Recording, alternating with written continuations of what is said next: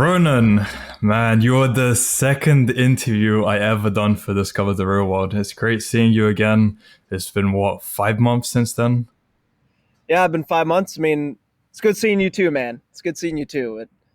You were my first interview ever. So And speaking of which, how many interviews have you done since? I did one with Jay Waller's team. I did one with Sartorial, and yeah, that's pretty much it since then. And Okay. then there's now. So How was the experience with Justin Wallace interview, Sartorial's interview?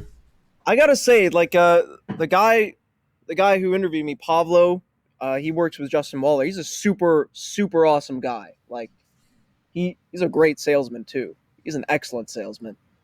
But uh, but yeah, he's a super chill guy, like super down to earth, and like you just find yourself like revealing stuff to him over time. He's super cool, super slick guy. I love him. Interesting. So Okay. and then Sartorial, he was just a whole other level of cool and badassery. It's like I'm talking to James Bond.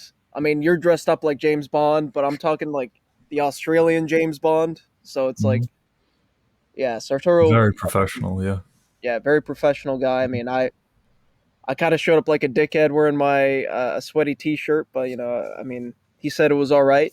I hope it was all right, at least, Mhm. I But mean, you yeah, were mid-workout, as you said, so, yeah, I mean, just call you off guard. yeah. I mean, yeah, I was mid workout, but at the same time, I thinking showing up with a suit would have been a lot better for sure. Mhm.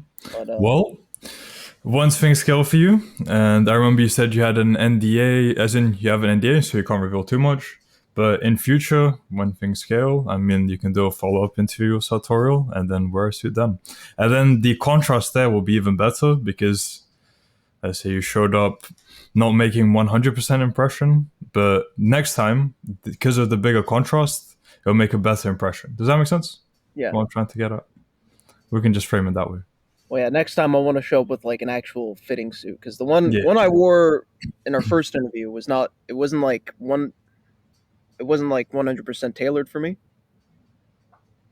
But that's something Sartorial and I talked about is that like getting fitted suits and stuff. So Mhm. I want to show up on the next one with like a fitted suit, and Oh, fair. if we when we do, I mean, hopefully when we do another one again, I want to show up wearing a fitted suit as well. So Right. I Cool. basically, Okay. you know, So let's move on. Are you still in Canada? still in Canada. I'm outside. It's a very sunny day, Hmm. but I might move to somewhere a bit more rural. But yeah, I mean, I'm still out in Canada. I'm looking to move towards either somewhere in rural Canada, so like Manitoba, or Eastern Europe. 'Cause my Eastern dad Europe. lives in Manitoba, so I might go out and live with him. So you know, Whereabouts in Eastern Europe? either Prague or Poland. I'm looking at Prague because I've got Czech descent, so I think it might be a bit easier moving to Prague. Interesting. Okay. So yeah, If you do move over to Europe, let me know. Might be able to meet up if we're not too far away from each other. for sure. Be cool. All right. So in those 5 months, how has everything progressed for you? What significant things stand out? As far as like money's concerned, I've really for like the first few months of 2023, I didn't really have an objective in mind. So I unfortunately stagnated a bit, but I caught myself and I decided, okay, well, I decided which direction I want to take the business, and really my goal. I want to retire my mom. I want to make 100K per month, and I actually want to achieve that this year. So since then, unironically, I've actually been making more money. So I was making like 5K at the start of the year, and then when I decided on my objective, I'm just like, okay, I'm stacking more money. It's like, okay, well, now that's fun. It's kind of funny Mhm. how that works, but Right. yeah, Right. Complete coincidence, of course. yeah, complete coincidence, of course. But yeah, I mean that's really how things been going. Now I'm doing just over our first interview. I was doing like 5K, just under. Now I'm doing around 7K. I mean, there's something out. There's like a something of a commission deal, like a revenue share thing. But that that's more of an NDA, so I can't really talk about that. Hmm. Yeah, Okay. So 7K confirmed, and then an unconfirmed amount, which we'll not disclose. yeah, Got it. just thereabouts. But I mean, 7K a month is something a lot of people dream of. So congratulations, Ronan. Thank you. I'm definitely doing well. How's copywriting progressing for you then? Is it something you plan on continuing to do? How are you planning on scaling even further? Well, it's kind of progressed beyond copywriting, of course, and now it's more so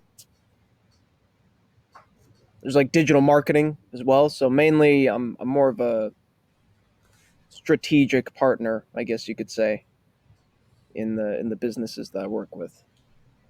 So really, I mean, they come to me. They're just like, hey, what's how should I strategize this launch of my Amazon store, let's say, and I from there I just kind of play the chess board, and I make all the chess moves, and it's like, yeah, you should do X, Y, and Z, and then this will optimize how many people see your store and on your social media posts and stuff like that. So that's sort of my role in the business. Okay. It's way beyond copy now, because before I was just writing words, but now it's like, yeah, you should do X, Y, and Z because of 1, 2, and 3 reasons. Interesting. Okay. So where did you learn the other skill sets as well outside of copywriting? I learned that actually in the copywriting campus. Hmm. So because I like I've talked about the professor Andrew, or the professor in the copywriting campus, and he teaches way more than just copywriting itself. He actually teaches how to become that like strategic partner in a person's business. So it goes far beyond words, and it goes into digital marketing as a whole, and strategizing, and there's a lot of push-ups too. Got to do a lot of push-ups, of course. But yeah, I mean, some of that stuff I also learned from Arno. Arno, he's the business mastery professor. He's the man. He's one of the best professors. I can't say he's the best. Uh, well, actually, no. I have to say he's the best, because otherwise he'll hunt me down. He's that kind of guy. I've seen him. I like he showed pictures. Like he got into the ring. Mhm. He showed pictures of that in the real world.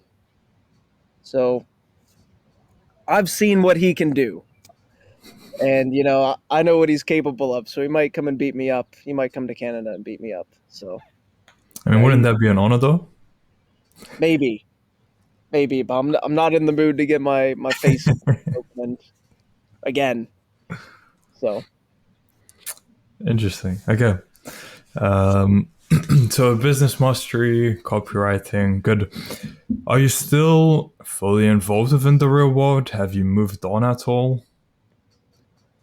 I'm still inside. Yeah, I mean, I make it a point to go inside every day. I mean, because there's always something new to learn, right? So I mean, before, where I just kind of stuck in the copywriting campus, now I'm actually going more into the business mastery campus, and because there's a lot of lessons that I actually didn't learn there. I started to feel like my education was one sided a bit, just because like there are other students who might have gone left the real world. I mean, I personally I want to be a multimillionaire. By the time I'm like 25, 26. So I figured there's more for me to learn in there. Mhm. So I mean, it's that kind of deal for me, at least. So Okay, fair enough. Because I've seen, I don't actually know what that was about, the restructuring of the captains within the copywriting campus. Is that something that you can reveal publicly or no? Is that something I can reveal publicly? I mean, I don't know, so I'm not going to say anything. Sure. And I hope that's all right. Yeah, no I don't problem. know if that's something I can reveal publicly. So Nope, no problem. it's nothing like sinister though. It's Mhm. just it's super basic reasoning. So uh, I think there might have been like too many of us. Other than that, I mean, it's not really anything all that important. Yeah, fair enough. I was just interested myself. So, how different has your average day changed now compared to 5 to 6 months ago?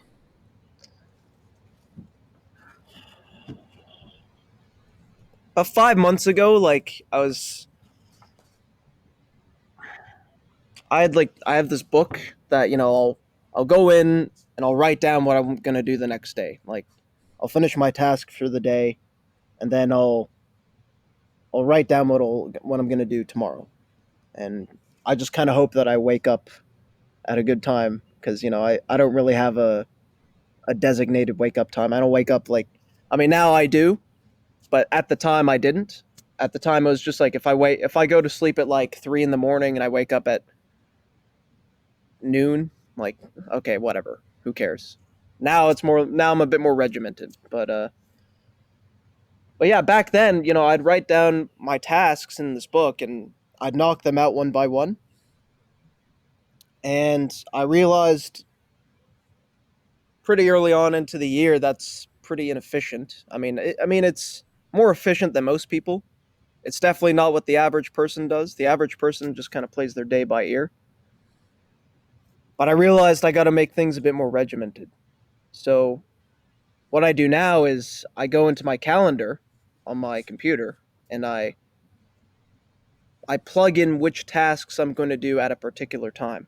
So like if I have a like this morning, my first task was to wake up and pray.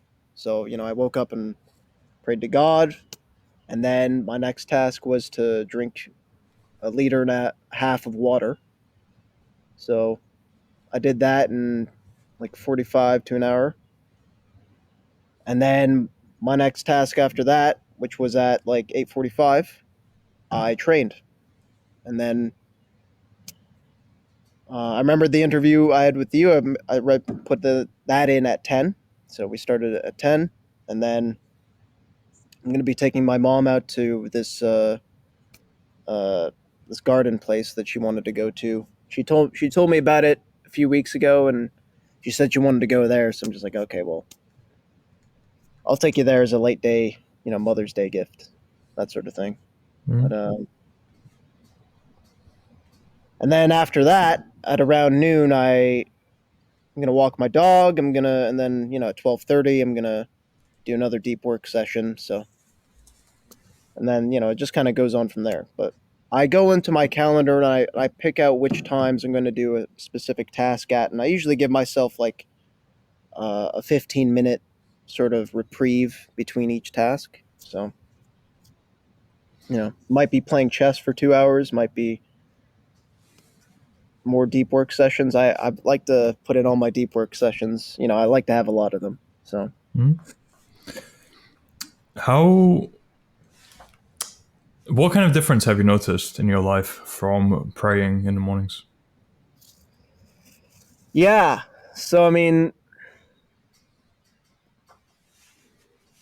I used to not really. I wasn't like I reverted recently.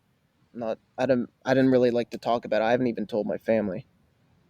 But I used to really not be big on God. I mean, I used to worship like, used to be a polytheist, I guess you could say. But what I've noticed praying every morning,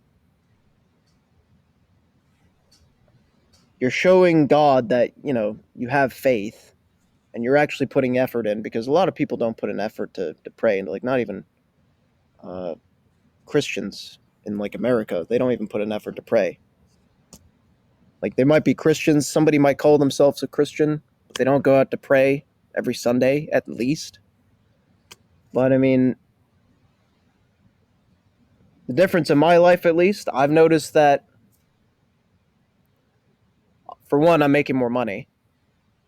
Two, I've got more peace of mind, even though I'm, dealing with more stressful situations.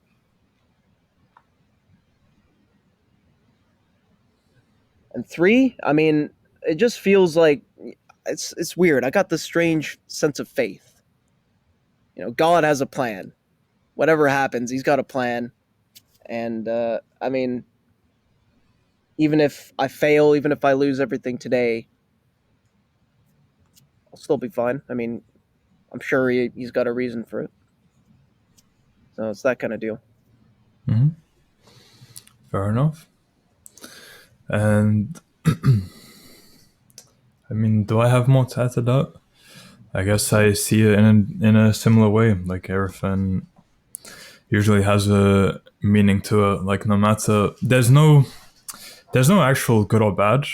It's all relative and a matter of how you perceive the world. Mm. So if you see it from the lens of God has a plan for you, then you look at the world a lot more positively than if you didn't believe in God and thought that everything is out to get you or against you. Yeah. I mean, I believe He wants what's best for His creation to put in effort. So Right. Like Tate says. mm. So what kind of an impact would you say Tate has had on you personally? I don't see the point in hating on him. I don't see the like he for me personally, I wouldn't want to go back to the person I was before I started listening to Tate. Because Tate, like, he went to jail. I hope he gets out today because the impact he's making on everybody across the world, it's just unparalleled. It it's such a positive impact. He's doing like he's literally teaching men how to make more money and how to be men because strong men are the foundation of every strong So, society. And I mean, I don't want to. I mean, personally, I know a lot of weak men who I've had to distance myself from. I've had to distance myself from them because, like, I can't deal with them. I can't. It's just they make a big fuss about like what they're gonna fucking eat for lunch. Are you kidding me? I'm just like, I walk into the kitchen, get some food, like, all right, back to work. But these people, they're stressing out about shit like alcohol problems, about how they're gonna make ends meet.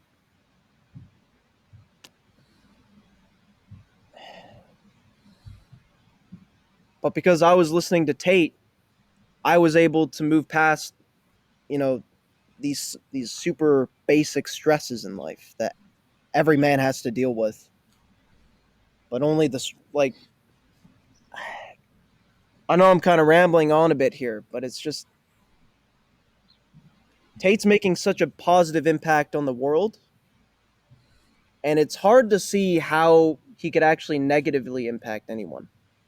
Like my mom doesn't even like him, but she acknowledges she acknowledges the positive effects that he's had on my life and that I'm in turn having on my family's lives. Like, hope that's hope that's when taken understandable. out of context, then you can interpret it obviously differently. But Yeah, when listening to the long form interviews, his actual message, I mean, then yes, it is harder to say something negative about Tate and yeah, his message. yeah. It's super easy to take him out of context, right? Because he just tells it how it is, and that's something I super appreciate. That he just tells it how it is. He's just like, yeah, men should be strong. Men should take care of their women and their families, and they should. It's their responsibility to God and to their ancestors to make a lot of money and to take care of their people. It's like, all right, cool. What's wrong with that? I don't understand what's wrong with that. And when I see all these people hating on him and saying that despicable, that he's a misogynist, that he's an asshole. And I look at their lives. I see, they're out of shape, they're broke, fucking brokies, and they don't know how to handle stress.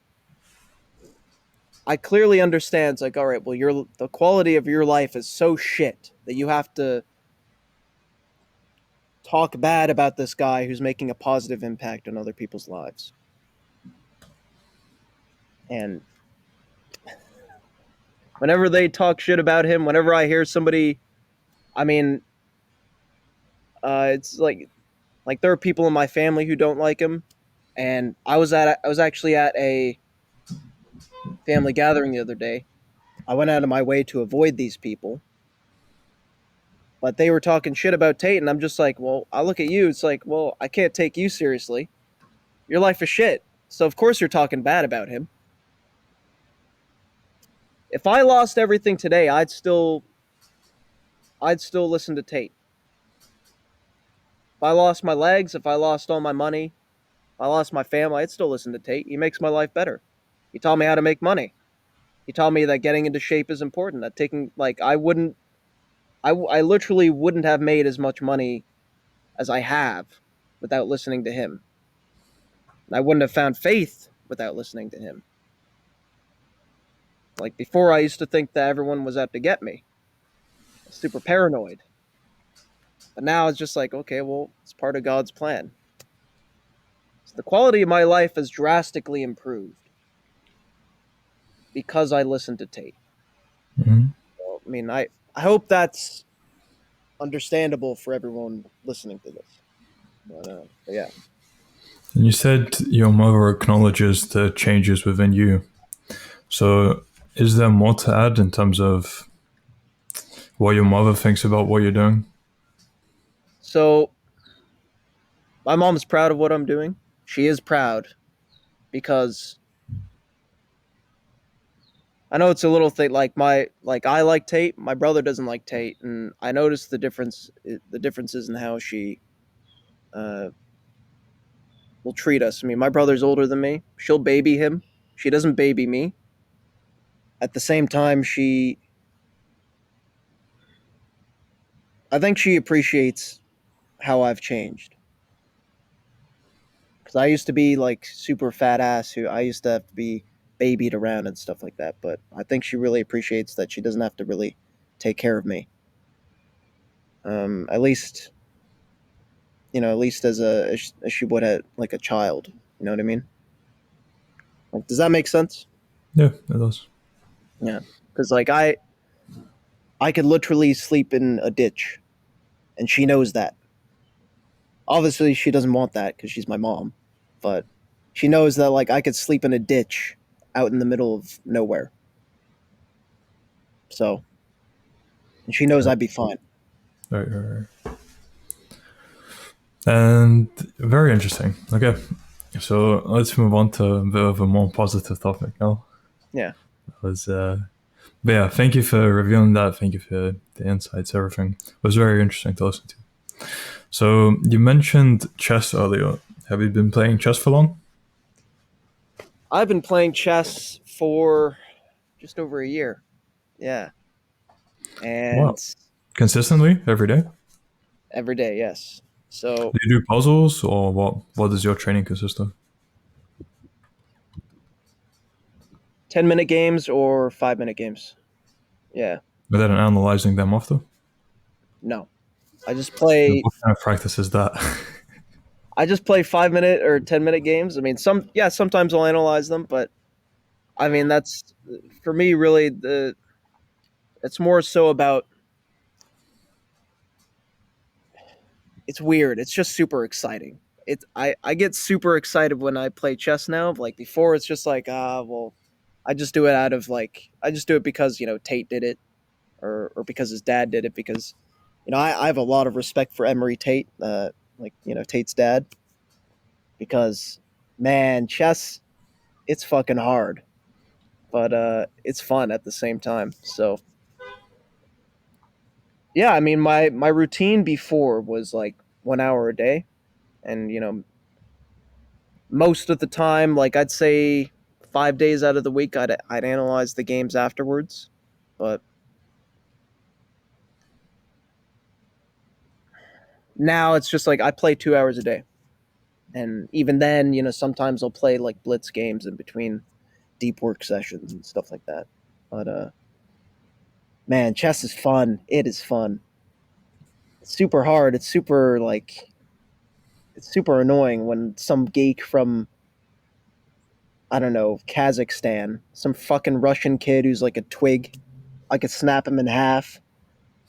He's just like, oh well, you like forks your queen or some shit. It's like shit, fucking kid, this fucking kid. But it's super fun when you beat him on the rematch, though. Yeah, super fun. But yeah, I mean that's sort of my routine. I just play 2 hours a day, and mostly 10-minute games. I was at like, hmm, it's at like 800 a year ago. Now I'm at 1300, at least for my 10-minute rating. So Mhm. Blitz So is a lot harder. listen, I'll add you on chess.com after the interview. We'll do some games ourselves. Absolutely, let's do it. All right. So now, what else do we have? You said by 25, around that age, you want to become a millionaire. So what other things are you projecting into the future? Like, where do you see your life heading, and maybe even a shorter time frame? Let's say 6 months to 1 year. Well, yeah, I told Sartorial that I mean, obviously, I want to retire my mom. That's sort of uh, that's sort of the Imperative. main goal right now. But then I also I wanted to become, I do want to become a world class, sort of world class author. And I suppose the reasoning behind that is, I see all these stories, like you see Marvel and all these superhero movies. They're all shit, and they have a lot of super shit messaging and super shit programming that they put into the viewer's mind, and it's a lot of messages that I wouldn't want to teach my children that. Like, if I wanted to teach my children, if I wanted a good story to teach my children the right values, I'd give them James Bond, like Ian Fleming's James Bond, like the original book series, or I'd have them listen to the audiobooks, because a lot of people see Bond in the movies as this like indestructible hero, and that, yeah, that's super cool. I super like the James Bond movies. But the books are infinitely cooler because you get to see that vulnerable side of him that nobody else sees. And you get to see him, like he experiences doubts, and he experiences all the stress that comes with his job, and you see him just blitz through all of it because he's the man. He just gets his shit together. He's the like Tristan Tate was talking good about the James Bond novels. He's saying like I listen to those all day. I actually started listening to them because Tristan talked about them. And he's like James Bond. He's the man because he faces down all these like villains who are infinitely smarter than him, and he just manages to defeat them because he's the man. Because he manages to outsmart them or outwit them somehow. He does it. So it really teaches, like, those kinds of stories really teach the right kind of values. Like, I remember, like, back in the day when I first started on like self improvement and stuff like that. I really liked that first, like, I really liked the first Thor movie. I don't know if you've ever seen it, but because Thor in his first movie, it's not the new ones that they make now, but Thor in his first movie, he lost everything. He had everything taken away from him. He lost his powers, he lost his family, he lost everything.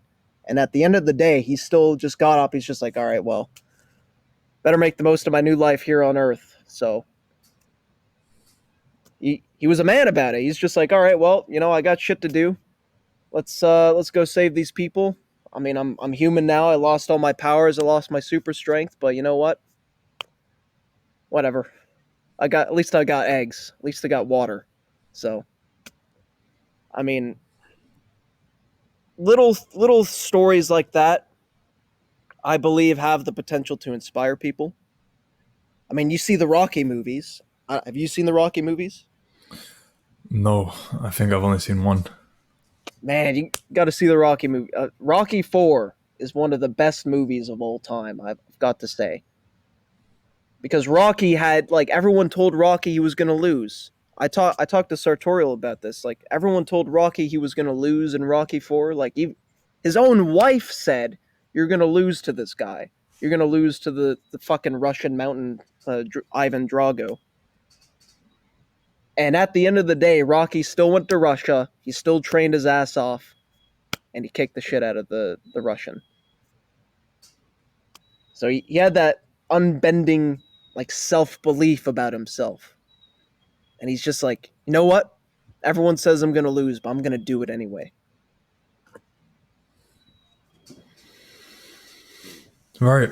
And I mean, just having that kind of mindset applies to anything in life, whether it's, I mean, because again, if you're just an average person living your day to day life and you decide, oh, I had this really cool idea, maybe I want to turn this into a business, and you start telling people around you, and they'll be like, no, it's not gonna work. It's not safe to be quitting your job like this. I mean, they'll give you a lot of different reasons why not to do it. Yeah, So, I mean, even that kind of messaging for anything in life could be good. I mean, obviously there's a balance to it. Maybe sometimes, I mean, okay, people who maybe they actually care about you. Maybe it's your parents who care about you by saying, don't do it. It's better to be safe. So you need to take that into account, that they're doing it out of love and not some kind of jealousy or something. So yeah, as with everything, there is a balance there. But if it's a gut feeling that you know is the right thing to do, then usually you do want to follow it and do it, no matter what people around you say. yeah. I mean, yeah, because like at the end of the day, your parents just want what's best for you, right? They just want you to be safe. So yeah, I mean, I definitely see what you mean there. But yeah, great point by you. Okay, and what else do we have? So physicality, still working on it, financially improving. Still, yeah, NDA, can't speak about that. Then we have working on chess, prayer, great to hear prayer. Is it Islam or Christianity? For prayer? Islam. Islam. Yeah, Interesting, interesting. yeah. I've been considering it as well. Crazy how, I mean, Tates have influenced us in that way as well. Oh yeah, I mean, it was Tate, but it was also Sartorial. Right. Like, it was also Sartorial. It was a big influence. Uh, Sort of what gave me the final push, I guess you could say. So Interesting. Okay. Interesting to hear that as well.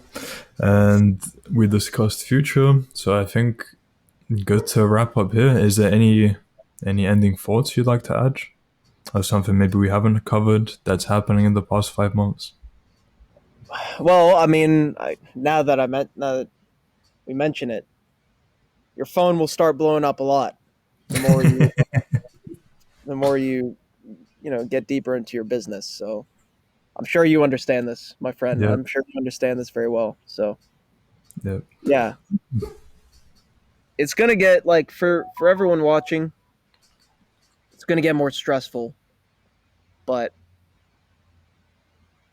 you're going to evolve with the stress. Like, as you level up, the levels get more difficult. That's just how it is. So the more you level yourself up, the more you'll be able to handle the stress. I mean, Mhm. that at the end of the day, I used to be super stressed out about, like, getting 200 push-ups done. Now it's just like I could crank out 200 push-ups in less than 30 minutes, actually. So the more you evolve, the more you'll be able to take on, and that's something that Tate teaches. Right. So Yeah, you hear from people in higher up positions that a big part of it is stress tolerance. If you can increase stress tolerance, then you'll be able to manage those sort of positions. So, Exactly. great point. And now to end off, with your experience in the real world, you're one of the oldest members there. So, for people who are thinking about joining, but are maybe unsure of whether or not it is a scam for the $50, what advice would you have to them? Look, if you think it's a scam after they got a dedicated wins channel, like I don't I don't know how anyone could still think it's a scam. When you have all these students continually like renewing their subscriptions. I don't If you still think it's a scam, you know what? It's not for you. Don't get it. But if you're willing to make a way better, like it's $50, super cheap investment. Even then, if you're willing to take that leap of faith, if you're willing to handle the stress that comes with owning your own business, making your own money that's not tied to a job, if you're willing to not be a brokey for the rest of your life, if you actually want to make something of yourself, if you want to retire your mom or your father or whoever else, or if you just want a better life for you and your kids, the best investment you can make is the real world. And consequently, yourself. Mm-hmm. Take that $50, invest it in yourself, learn how to run a profitable business inside of the real world. That's the best advice I could offer anyone. And that is great advice. I definitely agree with it. So, Ronan, thank you for your time. For people who want to find out more about you or contact you, where can they do so? You could find me at Ronan Polson on Instagram.